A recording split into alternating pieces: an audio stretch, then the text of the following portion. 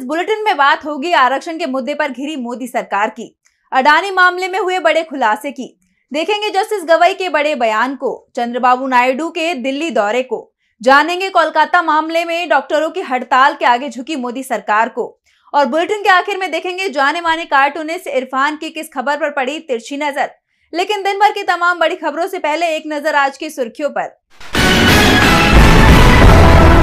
22 अगस्त को होगी वक्फ board bill पर बनी जेपीसी की पहली बैठक, कानून मंत्रालय के प्रतिनिधि भी रहेंगे मौजूद।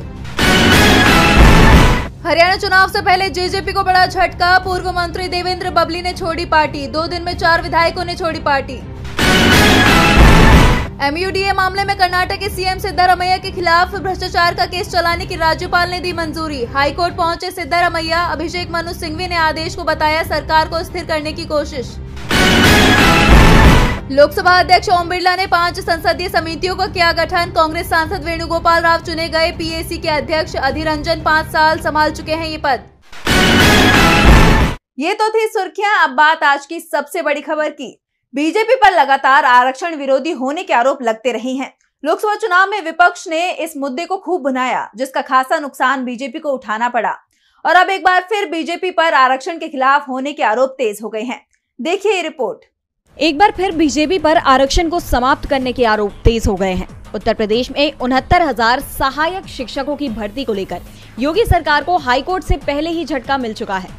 इलाहाबाद हाईकोर्ट की लखनऊ बेंच ने शिक्षक भर्ती की मेरिट लिस्ट रद्द करते हुए परिणाम नए सिरे से जारी करने के आदेश दिए हैं, और अब विपक्ष ने भी इसे लेकर बीजेपी पर करारा वार किया है। कांग्रेस सांसद राहुल गांधी ने कोर्ट के फैसले की सराहना करते हुए ट्वीट किया कि 69,000 सहायक शिक्षकों की भर्ती पर इलाहाबाद हाईकोर्ट का फैसला आरक्षण व्यवस्था के साथ खिलवाड़ करने वाली भाजपा सरकार की साजिशों को करारा जवाब है। अभी एक मुद्दा शांत नहीं हुआ था कि मोदी सरकार के फैसले ने विपक्ष को दूसरा मुद्दा भी दे दिया, जिसे लेकर कांग्रेस अध्यक्ष मल्लिकार्जुन खड़गे ने बीजेपी पर निशाना साधा है। खड़गे ने ट्वीट किया कि संविधान को तार-तार करती भाजपा ने किया आरक्षण पर डबल वार। पहला, आज मोदी सरकार ने केंद्र में joint secretary, directors and deputy secretary के कम से कम 45 पद लेटरल एंट्री द्वारा भरने का विज्ञापन निकाला है। क्या इसमें SC, ST, OBC एवं EWS आरक्षण है? खड़गे ने आरोप लगाया कि सोची समझी साजिश के तहत बीजेपी जानबूझकर नौकरियों में ऐसे भर्ती कर रही है ताकि आरक्षण से SC, ST, OBC वर्गों को दूर रखा जा सके।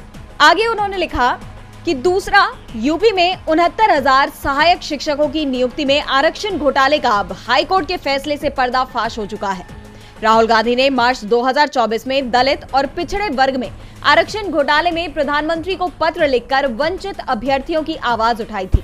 योगी सरकार ने अभ्यर्थियों से नाइंसाफी करते हुए ये पद भरे थे, जिसमें दलित और पिछड़े वर्ग का आरक्षण का संवैधानिक हक उनसे छीना गया। खड़गे ने कहा कि भारत के संविधान में निहित आर्थिक, सामाजिक और राजनीतिक न्याय के प्रावधानों को पूर्णतः लागू करना आवश्यक है। इसलिए कांग्रेस पार्टी सामाजिक न्याय के लिए जातिगत जनगणना की मांग कर रही है। आरक्षण पर बीजेपी घिरी हुई दिख रही है, तो वहीं सेबी चीफ माधवीपुरी बुच भी बुरी तरह से घिरती दिखाई दे रही हैं।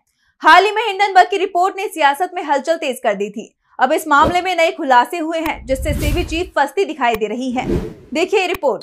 सेबी चीफ माधवीपुरी बुच की परेशानियां बढ़ती हुई दिखाई दे रही हैं। हिंडनबर्ग की रिपोर्ट सामने आने के बाद से ही बुच मुश्किल में थी।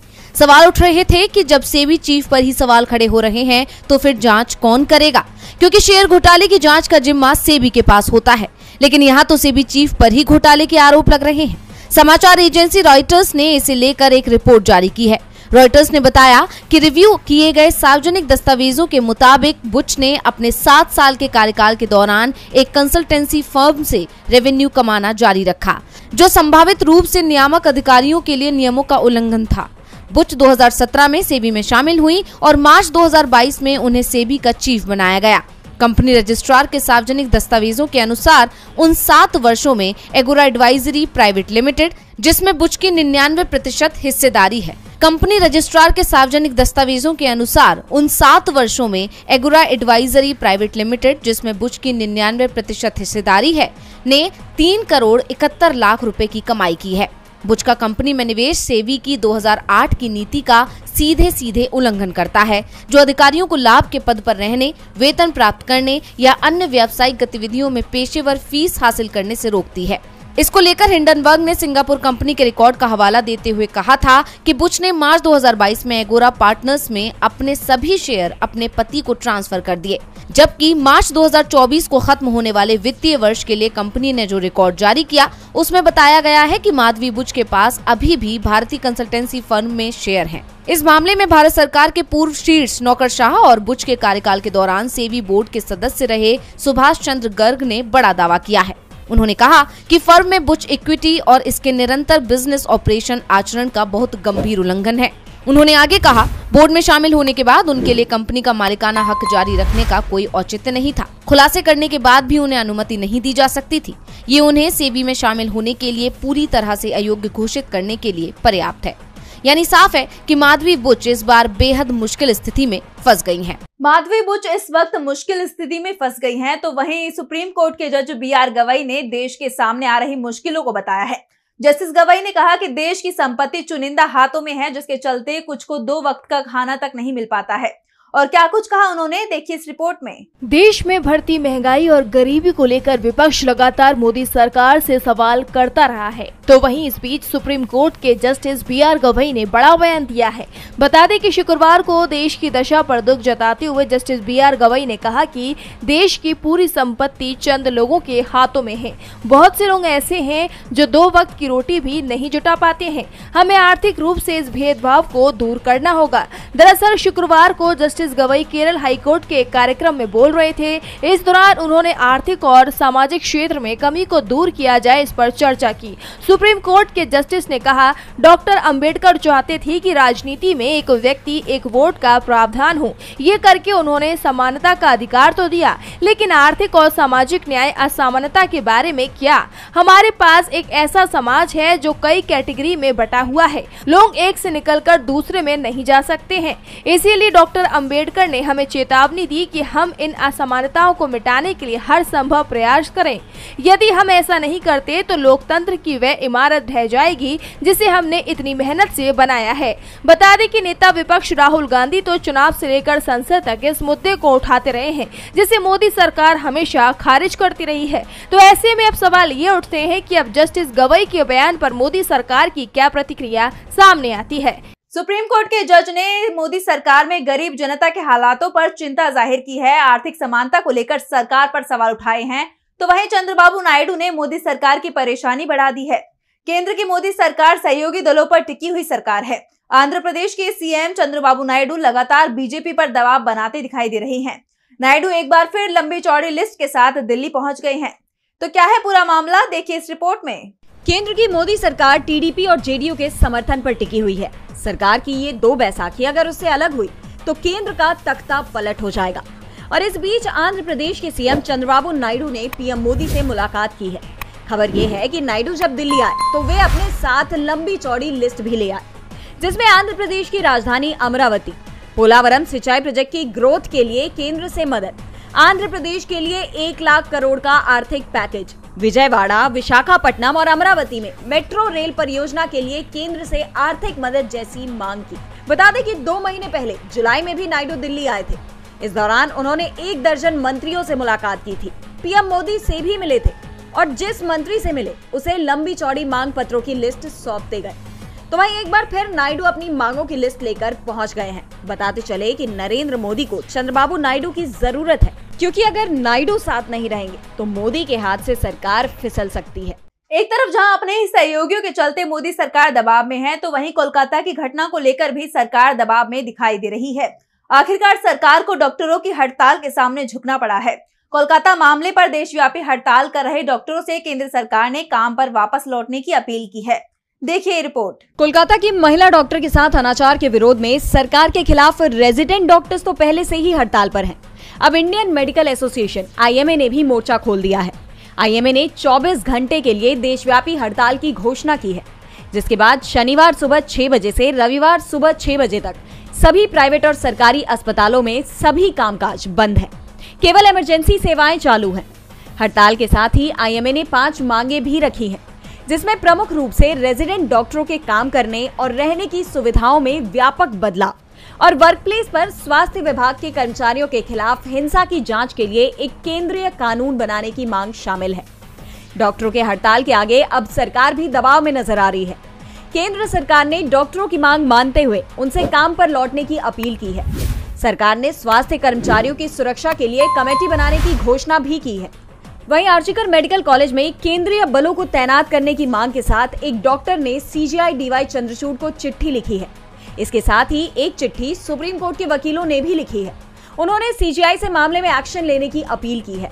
मामले में जांच कर रही सीबीआई के रडार पर अस्पताल के कुछ गार्ड और कोलकाता पुलिस के जवान भी बताए जा रहे हैं। इस बीच पीड़िता के परिजनों का दावा है कि इस घटना में कुछ और सहकर्मी भी शामिल थे। बता दें कि 9 अगस्त को कोलकाता के आर्जिकर मेडिकल कॉलेज में on duty post graduate trainee doctor के साथ बर्बरता हुई थी, जिसके बाद से देश भर की जनता में आक्रोश है। एक तरफ कोलकाता मामले में डॉक्टरों का गुस्सा थमता नहीं दिखाई दे रहा है, तो वहीं दूसरी तरफ देश में रेल हादसों का सिलसिला भी थमता नहीं दिख रहा है।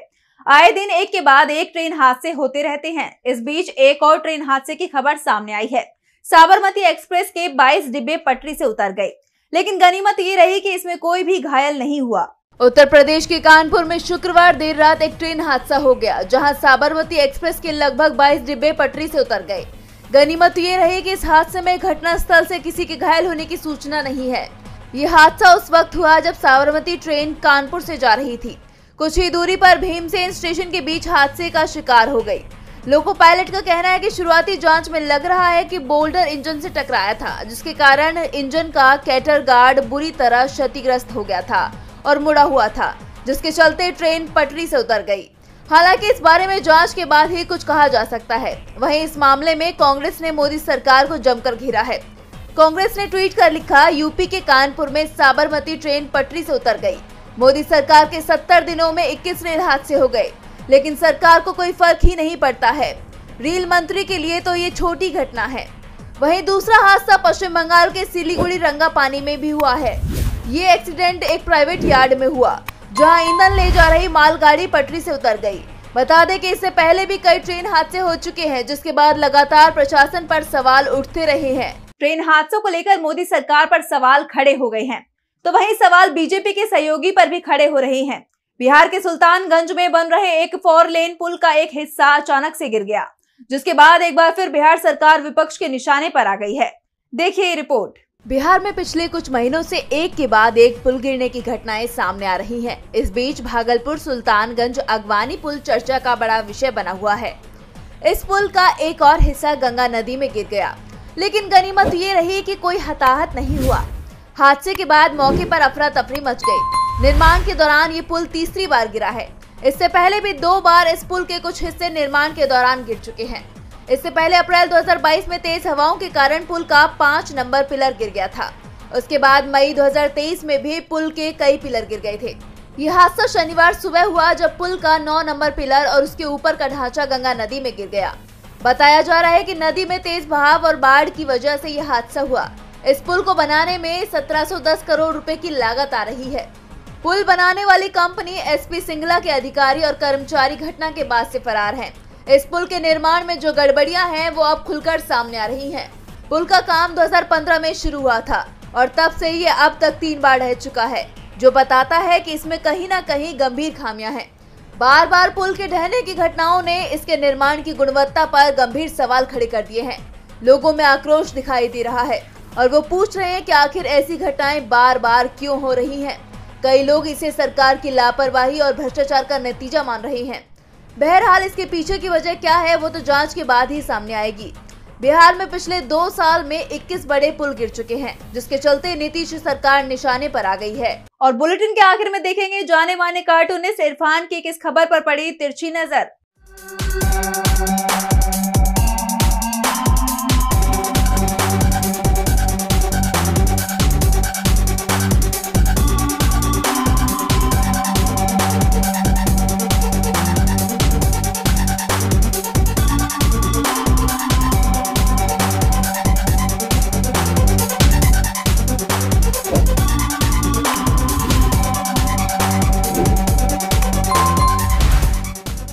उत्तर प्रदेश के मुख्यमंत्री योगी आदित्यनाथ आजकल कई मोर्चों पर लड़ रहे हैं और इस बीच में इन तैयारियों के बीच में उनको जोर का झटका धीरे से भी लग जाता है अब देखिए ना, इलाहाबाद हाई कोर्ट ने एक फैसला दिया कि 69,000 शिक्षकों की भर्तियों को रद्द कर दिया जाए। अब इसका स्वागत किया उनके डिप्टी सीएम केशव प्रसाद मौर्य ने और कहा कि हाई कोर्ट का ये फैसले का हम स्वागत करते हैं और कहा कि वंचितों को उनका अधिकार मिलना चाहिए। बिल्कुल सही कहा मौर्य जी ने, क्योंकि वो भी तो एक वंचित हैं।